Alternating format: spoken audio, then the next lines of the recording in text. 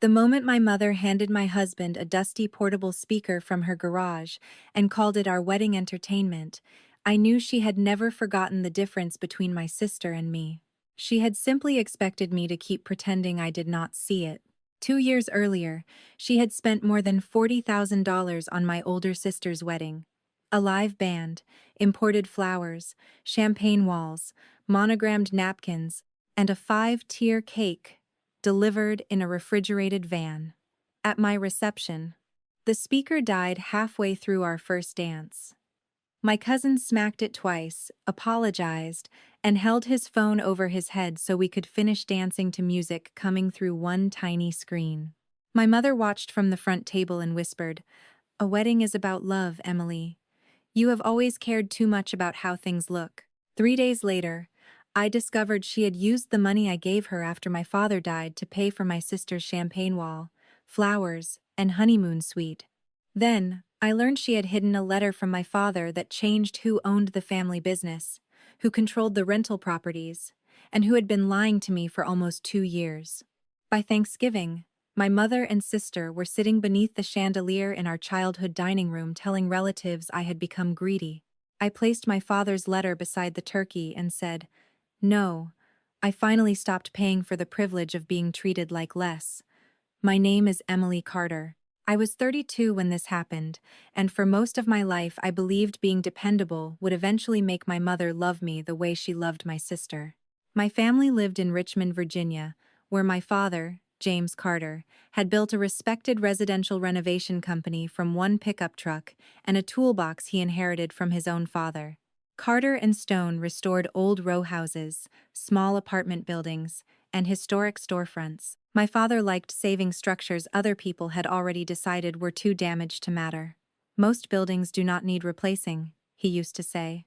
"They need someone willing to see what is still holding." I became an interior architect because of him. I specialized in restoring public libraries, schools, and community spaces without stripping away the history that made people care about them. My older sister, Lauren, chose a different kind of design. She created lifestyle events. She planned charity galas, brand launches, engagement parties, and weddings where every candle, ribbon, and photograph existed to announce that something important was happening. Lauren was beautiful, magnetic, and gifted at making strangers feel chosen. Our mother, Diane, adored that about her. At family gatherings, Lauren entered like a headline. I entered carrying extra chairs. That difference began so early I could not identify a first moment. I remember hundreds. Lauren forgot her dance costume at home, and Mom drove 40 minutes through traffic to retrieve it while telling her not to worry. I forgot a science project on the kitchen counter, and Mom said consequences created character. Lauren changed colleges twice, and our parents covered every new deposit because she was finding herself. I stayed at Virginia Commonwealth University on scholarship, worked weekends, and graduated early. Mom called me practical. Practical sounded like praise until I realized it meant my needs could always wait. Dad loved us both, but he disliked conflict enough to let Mom define what fairness meant. When I complained, he took me for coffee, listened carefully, and said, "Your mother worries more about Lauren because Lauren needs more help." I would ask when it became my turn to need help. Dad would sigh and say, "You are stronger than you know." Adults often call a child strong when they need permission to give that child less. I wore the word like a medal until I understood it was also a weight. Lauren's wedding was the greatest production our family had ever created. She married Grant Wallace, the son of a well-connected commercial broker, at an estate outside Charlottesville. Mom spent 18 months talking about the wedding as though the family's reputation depended on linen color. She hired a string quartet for the ceremony and a 10-piece band for the reception. The florist installed thousands of white roses over the dance floor. Each dinner napkin carried Lauren and Grant's initials in gold thread. There was a champagne wall with guests' names written in calligraphy, a late-night dessert truck, and a 5-tier cake so elaborate that 3 people accompanied it from the bakery. Mom repeatedly said the details proved how deeply a family cared. I was Lauren's maid of honor in title and unpaid staff in practice. I created seating charts, reviewed vendor measurements, corrected the hotel block, transported welcome bags, and repaired a damaged display 30 minutes before guests arrived.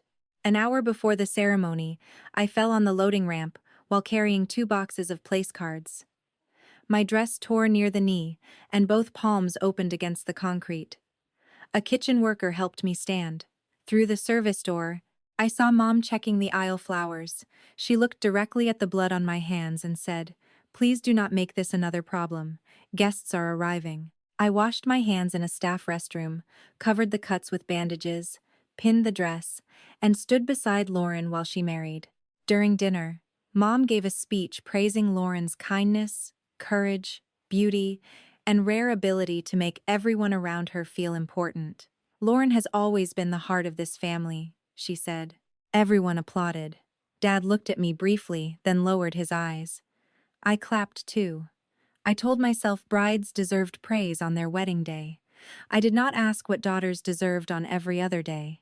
What no one announced was that I had paid for part of the celebration. Dad had died unexpectedly 8 months before the wedding, after complications from heart surgery. His death left me unable to think about accounts, property, or company paperwork. Mom told Lauren and me that Carter and Stone was carrying debt from several projects, and that the estate would take years to settle. A month after the funeral, she called me crying. She said the family home was behind on property taxes, and the business needed immediate cash to protect employee health insurance. I had been saving for a down payment on a house of my own. I transferred $15,000 that afternoon. Mom promised to repay me once several renovation invoices cleared. She also asked me not to tell Lauren, because Lauren was too emotionally fragile after Dad's death. I believed her. I thought my money kept the lights on in the office and protected the home where we had grown up. 2 years later, after my own wedding, I watched Lauren's wedding video and heard Mom talking near the champagne wall. She did not know the microphone could catch her. A guest complimented the display, and Mom laughed. "We almost had to cut it," she said. "But Emily helped the family at exactly the right time." The guest replied, "What would you do without the responsible daughter?" Mom answered, "I hope I never have to find out." At the time of Lauren's wedding, I heard only laughter. Later, I heard the confession inside it. After Dad died, I buried myself in architecture because damaged buildings made more sense than damaged families. While I was leading the conversion of an abandoned warehouse into a neighborhood arts center, Mom still found ways to make every achievement about Lauren. If I missed one brunch for work, she told relatives I was jealous and distant. Noah, my fiancé, noticed me saving screenshots of her promises and denials. I kept a small black notebook because I had spent years being told I remembered things incorrectly. The pages showed one repeating pattern.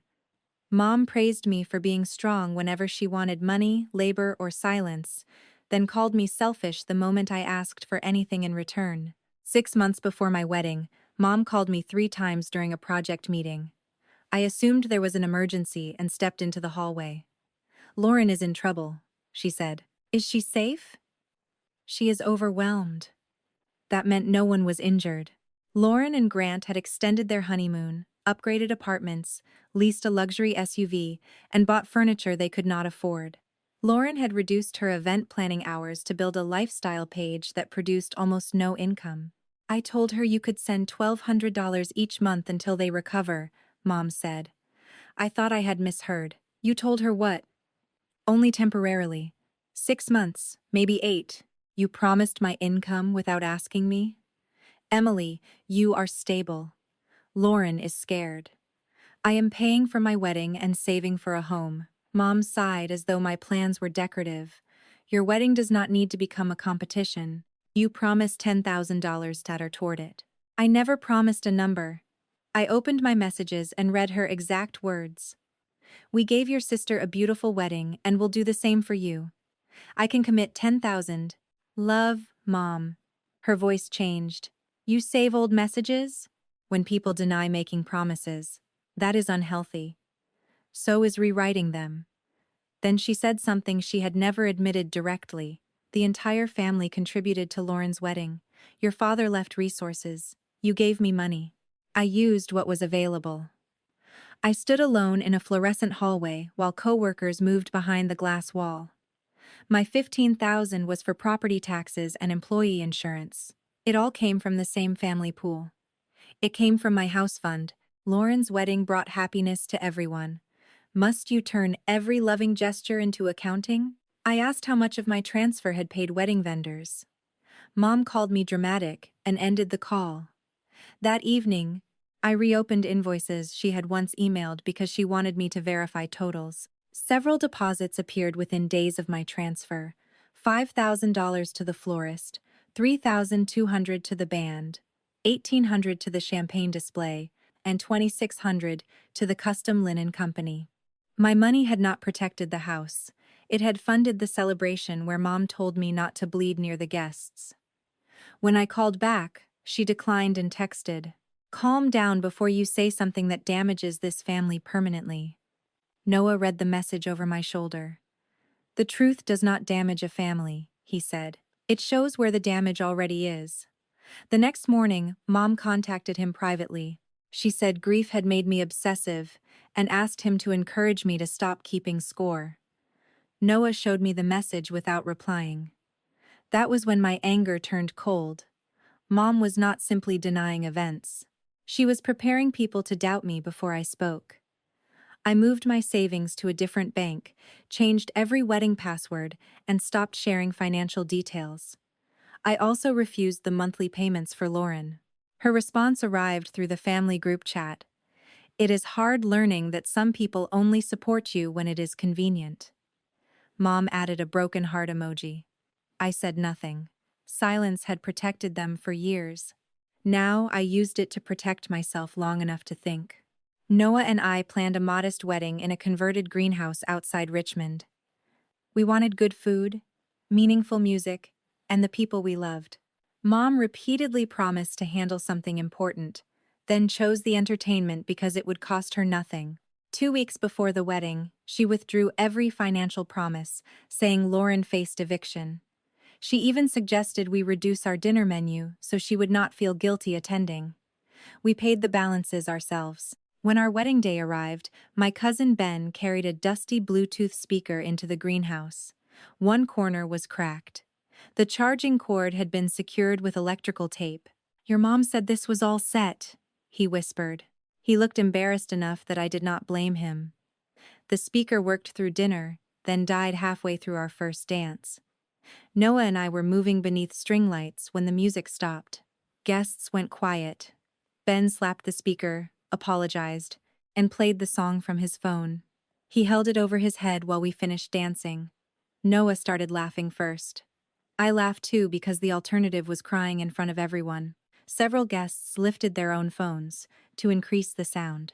The moment became strangely tender because people tried to help. Mom did not look embarrassed. She leaned close while Noah greeted relatives and whispered, "A wedding is about love, Emily.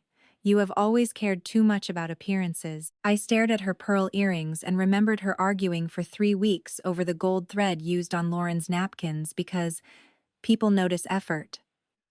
"I noticed effort too," I said. She frowned. "Do not spoil your own day." Then she walked away and posted a photograph of Lauren and Grant beneath the caption, "My first baby taught me how beautiful family traditions can be."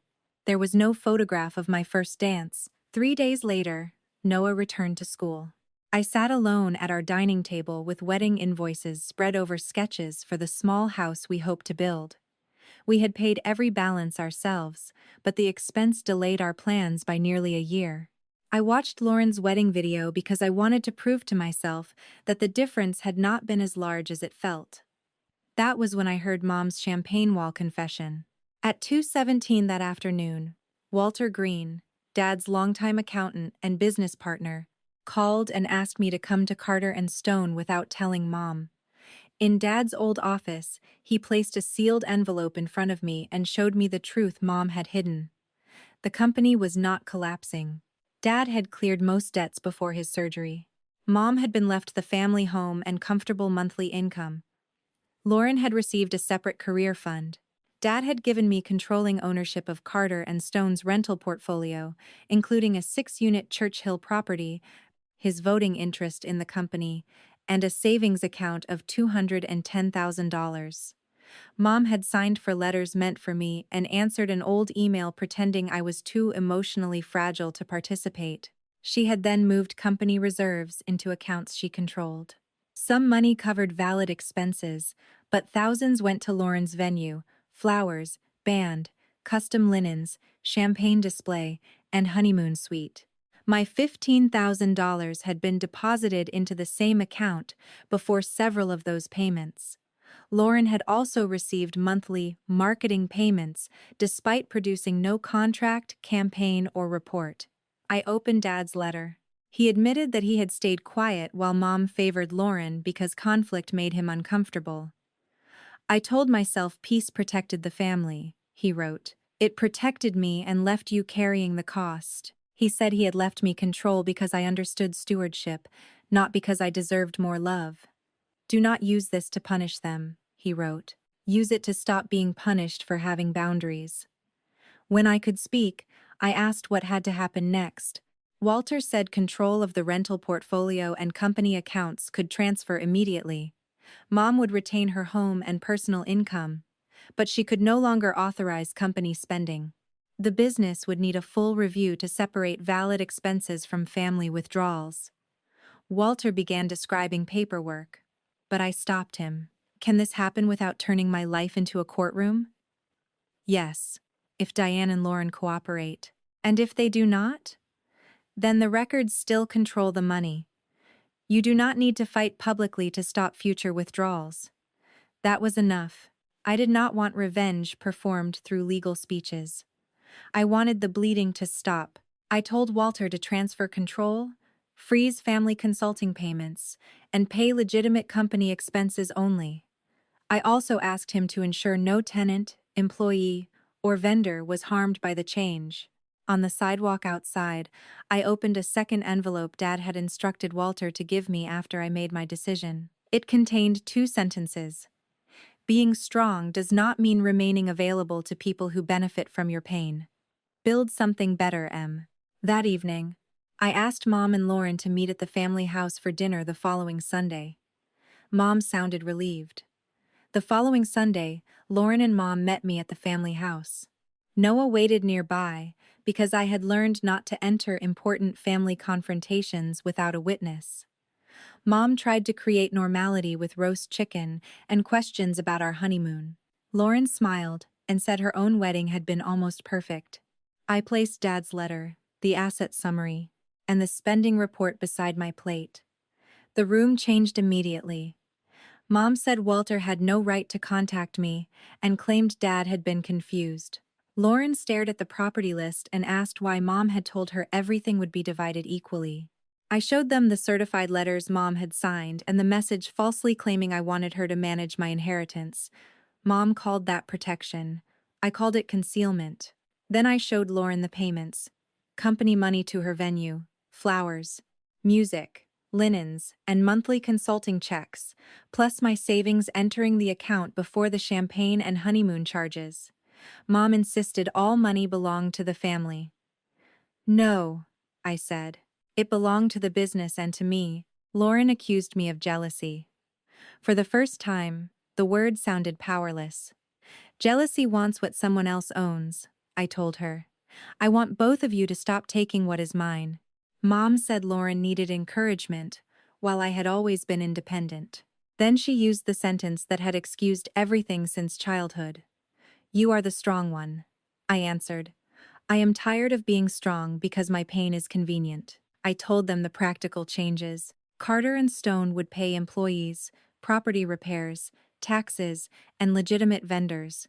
It would no longer fund family events, luxury bills, or consulting without real work. Mom would keep her home and personal income. Lauren's monthly payments would end. Walter would calculate the improper withdrawals and create a private repayment plan using future income and non-essential assets. I was not taking Mom's home or trying to humiliate anyone. I was closing financial doors they had never had the right to use. Lauren said she and Grant relied on the consulting money. I asked what work she had produced. She could not name any. Mom called my boundary punishment. Punishment would be taking your security or exposing you for entertainment, I said. I am stopping the bleeding. At the door, Mom begged me to think about how it would look if relatives learned Dad trusted me with control. You are the one thinking about an audience, I replied. She warned that Lauren might lose everything. She has a husband, skills, and choices, I said. You simply never allowed her to believe she needed them. Thanksgiving proved Mom had no intention of keeping the matter private. Noah and I arrived carrying a pie, and nothing else. For the first time, the meal existed without my hidden money or labor. Lauren's wedding photographs covered the sideboard, while one small picture from my wedding sat near the kitchen door. That morning, Mom had posted, "Thankful for daughters who remember. Family is more important than money." During appetizers, Aunt Melissa asked whether I had taken over Dad's company and cut Mom off. The room went quiet. Mom said it was not the time, but she had already chosen the audience. I explained that Mom still had her home and income. I had stopped company funds from paying personal expenses and fake consulting work. Lauren objected to the word fake. Grant asked what work she had done. She could not answer. Aunt Carol asked about the $15,000 I sent after Dad's funeral. I placed the payment summary beside the turkey and said it had paid wedding vendors. Grant's face changed as he read the amounts. Cousin Ben admitted Mom had told him I wanted a simple wedding and could not afford entertainment, which was why he brought the old speaker. Simple is not the same as careless, I said. Mom blamed grief, pressure, and Dad's supposed desire to divide us. Aunt Carol finally stood and said, "James did not create the favoritism. He documented it." No one applauded. No one needed to. The people who had accepted Mom's version now had to decide whether politeness mattered more than facts. I left before dessert. At the door, Mom said I would regret choosing property over family. I looked back at the chandelier and Lauren's wedding photographs. I am choosing a family relationship that does not require property, I said. If that cannot exist, then it was never family. The next morning, Lauren posted that some people spend their lives competing with happiness they cannot create. I considered answering publicly, then put down my phone. Revenge would have required her audience to choose me. Freedom meant her caption no longer changed my decisions. Consequences arrived through ordinary bills, not dramatic destruction. Mom sold the luxury SUV she had purchased after Dad died, canceled a country club membership, and rented the unused apartment above the garage so she could begin repaying Carter and Stone. She kept the family home because I had never wanted it. Lauren's consulting payments stopped. She and Grant downsized, sold furniture bought on credit, and entered counseling after he learned how much of their lifestyle depended on income she had described as earned.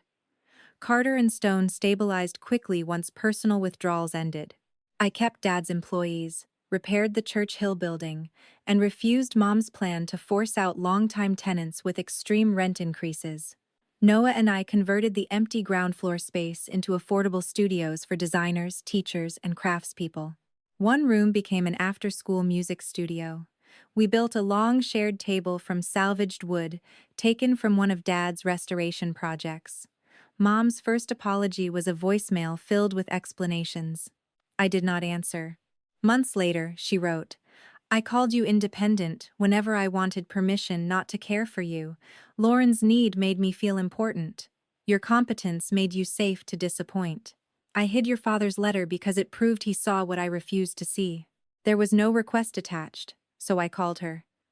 When she began discussing Lauren's financial stress, I said, "I am not the solution." After a long pause, she answered, "I know." Lauren's first apology ended with a request to restore a smaller consulting payment. I told her an apology with an invoice attached was still an invoice. Months later, she tried again without asking for anything. She admitted she had enjoyed being called the heart of the family because it allowed me to become the hands. I agreed to occasional contact, but not employment, shared accounts, emergency funding, or fake public closeness.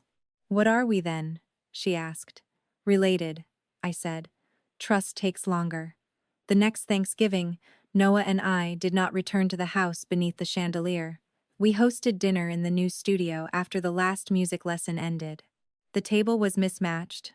The chairs came from 3 different rooms, and the only decorations were paper leaves made by Noah's students. Aunt Carol came, Walter came. Several Carter and Stone employees brought their families, and Mom asked whether she might attend alone. I told her she could come if she understood there would be no conversation about Lauren's bills, no speeches about keeping the family together, and no photographs posted without permission. She agreed. Mom arrived carrying a pie she had bought with her own money. She paused when she saw Dad's salvaged wood table, ran her fingers over one of the old nail marks, and whispered that he would have loved it. During dinner, she asked about my latest project and listened without redirecting the answer toward Lauren. That small act moved me more than any dramatic apology could have. She left after helping wash dishes, and before going, she said, "Thank you for letting me come." I replied, "Thank you for coming without asking me to fix anything." We did not hug for a long time. Then she opened her arms and waited instead of assuming. I chose to step forward. The moment did not restore what we had lost. It showed that a new relationship might be built only if each piece was placed honestly. Lauren did not attend. She sent a short message wishing us a peaceful holiday, and for once she did not attach a crisis, a photograph, or a request. I answered, "You too." That was enough. A month later, Walter brought Dad's old metal toolbox to the studio. It had been sitting untouched in the Carter and Stone warehouse since the funeral. Inside, beneath rusted hinges and carpenter pencils, I found a folded sketch Dad had made of the Churchill storefront years earlier. Across the bottom he had written, "Keep the old brick, give the first floor back to people who are starting." He had imagined almost exactly what Noah and I built, though he never lived to see it. I framed the sketch above the supply cabinet. When Mom visited the studio for the first time, she stood beneath it for several minutes. "He tried to tell me you were the one who understood this place," she said. I thought he was choosing sides. I answered, "He was trying to correct what both of you had allowed." She nodded without defending herself. That mattered more than tears. Repair did not arrive as one perfect conversation. It came through small moments when she resisted the urge to rewrite what had happened. Each time she managed that, I allowed one more honest inch of relationship. We chose a smaller home near the river with a deep porch, a music room, and a wall of windows facing trees. I used Dad's savings for the down payment only after Carter and Stone's repairs were complete.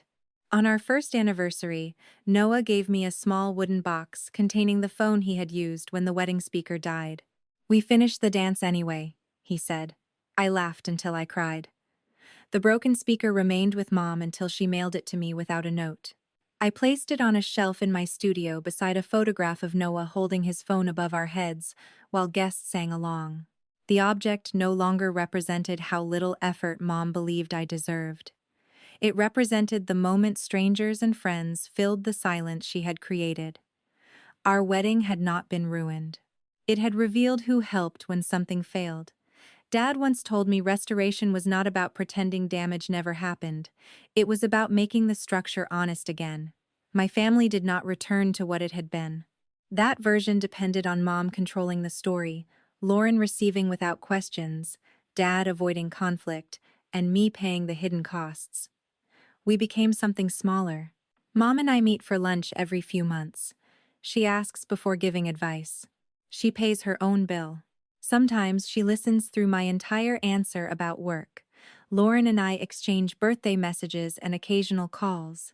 We do not post photographs pretending closeness. Aunt Carol visits the studio and tells anyone who will listen that Dad would have loved the shared table. I have forgiven him too, though he never had the chance to ask. His letter admitted that silence had protected him while leaving me exposed.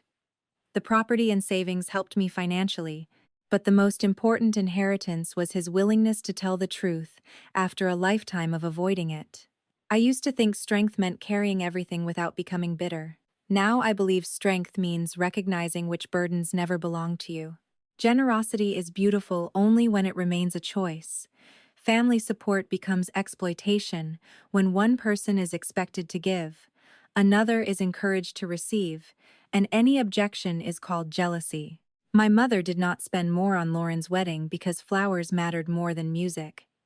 She spent more because Lauren's happiness was public, and my sacrifice was private. Public happiness made Mom feel admired.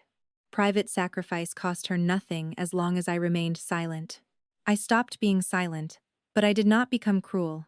I did not take her home, expose Lauren online, or build my future around their suffering.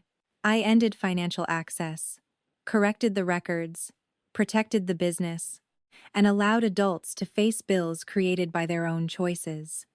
Some relatives still say I should have forgiven everything once Mom apologized.